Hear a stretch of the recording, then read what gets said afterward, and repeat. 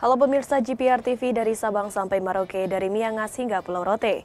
Kembali lagi bersama Bilki Sabila dalam program Kominfo Newsroom. Halo pemirsa GPR TV dari Sabang sampai Merauke.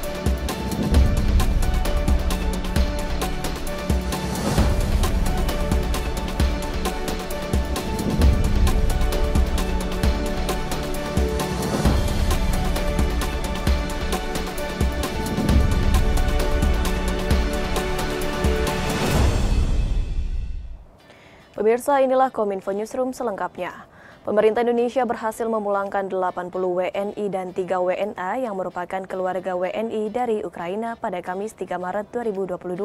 Kedatangan WNI ini langsung disambut oleh Menteri Luar Negeri Retno Marsudi.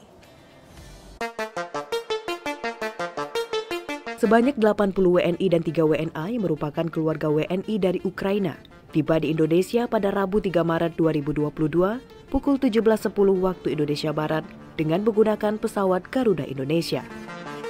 Namun masih ada sebanyak 14 pengungsi yang masih berada di Bukares dikarenakan 12 diantaranya positif COVID-19 dan 2 lainnya memilih untuk tinggal di Bukares untuk menemani keluarganya yang terkena COVID-19. Meski demikian, mereka akan tetap dipantau oleh KBRI dan akan dipulangkan ke Indonesia dengan menggunakan pesawat komersial. Menteri Luar Negeri Retno Marsudi menyebutkan, WNI dan keluarganya yang telah tiba di Indonesia tersebut akan difasilitasi oleh BP2MI untuk kembali ke daerahnya masing-masing. Selain itu, Menlu juga menyampaikan apresiasi kepada tim penjemput dan KBRI di Bukares, Warsaw, Kiev, dan Moskow, dan seluruh tim yang telah bekerja keras melakukan evakuasi. Hal tersebut dikarenakan proses evakuasi yang harus dilalui oleh WNI tidak mudah dan harus melewati beberapa pemeriksaan.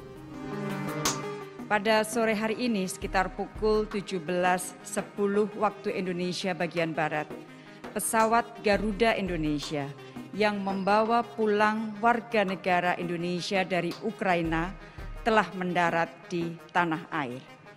80 warga negara Indonesia dan 3 warga negara asing yang merupakan keluarga dari WNI berada di dalam rombongan.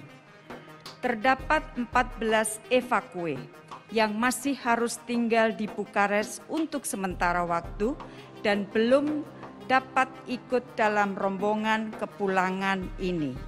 Dari tes yang dilakukan, 12 orang evakue diketahui positif COVID-19, sementara 2 orang lainnya memilih tinggal di Bukares untuk menemani anak mereka yang positif COVID-19. Kesuksesan penyelenggaraan agenda G20 adalah hasil sinergi dari semua pihak. Direktur Jenderal Informasi dan Komunikasi Publik Kominfo Usman Kansong menyatakan, Kominfo telah bekerjasama dengan sejumlah media nasional maupun internasional dalam rangka penyebaran siaran presidensi G20.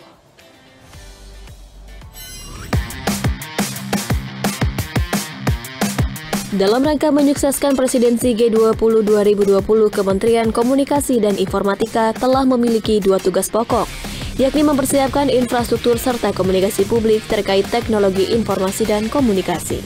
Direktur Jenderal Informasi dan Komunikasi Publik Kominfo Usman Kansong mengungkapkan, pihaknya juga memanfaatkan berbagai instrumen komunikasi yang tersedia seperti media sosial hingga media massa mainstream di dalam dan di luar negeri. Kominfo juga bekerja sama dengan sejumlah media nasional maupun internasional, seperti TVRI yang menyebarkan siaran terkait presidensi G20 ke jaringan Asia Pacific Broadcast Union dan European Broadcast Union.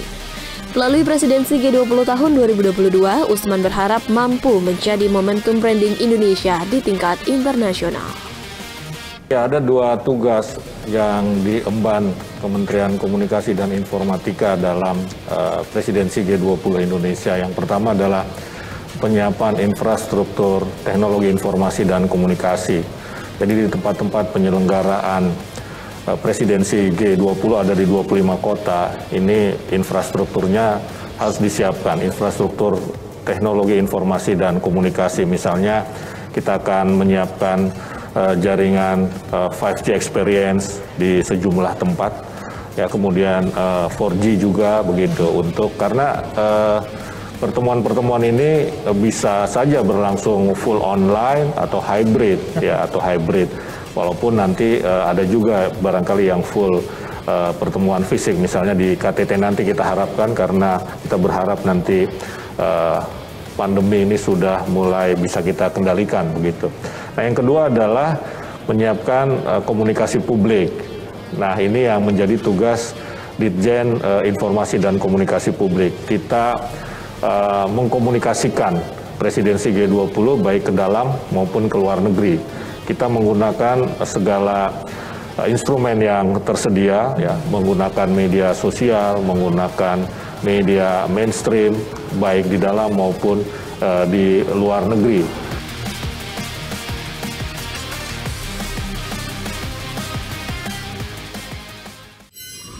Pemirsa, pada 4 Februari lalu, Permenaker nomor 2 tahun 2022 resmi diterbitkan. Dalam aturan tersebut, JHT bisa dicairkan ketika usia mencapai 56 tahun.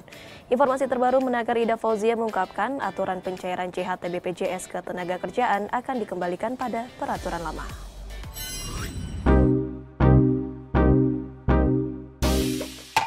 Dalam keterangan tertulis melalui situs resmi Kementerian Ketenagakerjaan, Menaker Ida Fauzia mengumumkan, pemerintah akan mengembalikan kebijakan proses dan tata cara pencairan jaminan hari tua ke peraturan lama, yakni Permenaker nomor 19 tahun 2015. Dalam peraturan Permenaker nomor 19 tahun 2015, JHT adalah manfaat uang tunai yang dibayarkan sekaligus pada saat peserta memasuki usia pensiun, meninggal dunia atau mengalami cacat total tetap, dan peserta yang berhenti bekerja. Pengembalian aturan ini menindaklanjuti arahan Presiden Jokowi tentang syarat JHT perlu dipermudah, maka ketentuan tentang klaim JHT disesuaikan ke aturan lama tersebut. Menaker mengatakan sebagai upaya mempercepat proses revisi, saat ini pihaknya tengah melakukan serap aspirasi berbagai keluhan bersama serikat pekerja atau buruh.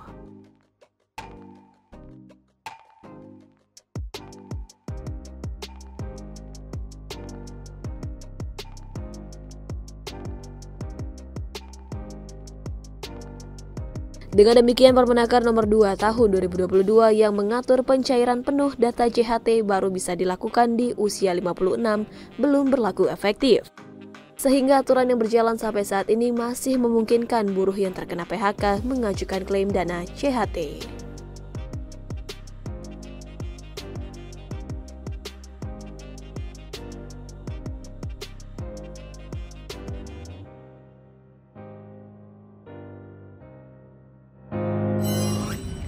Beralih ke informasi lainnya, pemirsa, Menteri Pertanian Syahrul Yassin Limpo memastikan stok daging sapi aman hingga Lebaran tahun ini.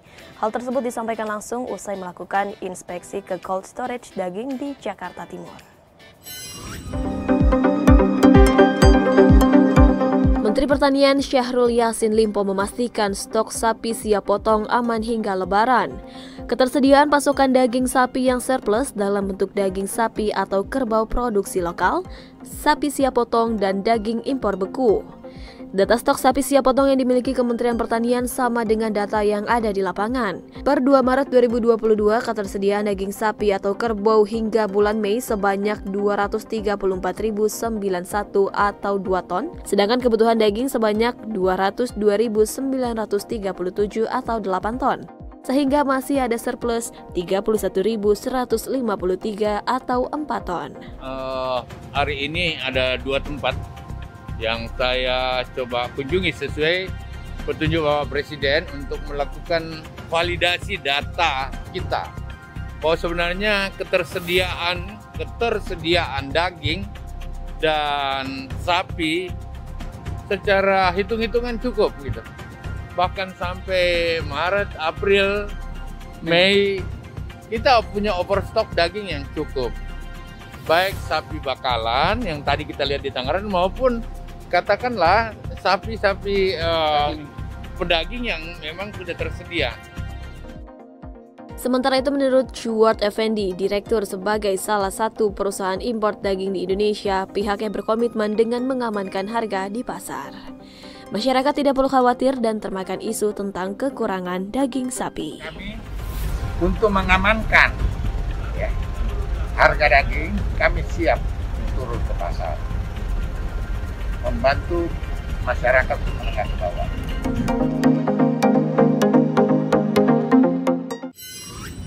Pemirsa, sebagai upaya melindungi kegiatan penyelenggaraan pemerintahan, Perpusnas meluncurkan tim cyber, mengingat pentingnya keamanan siber di era digital.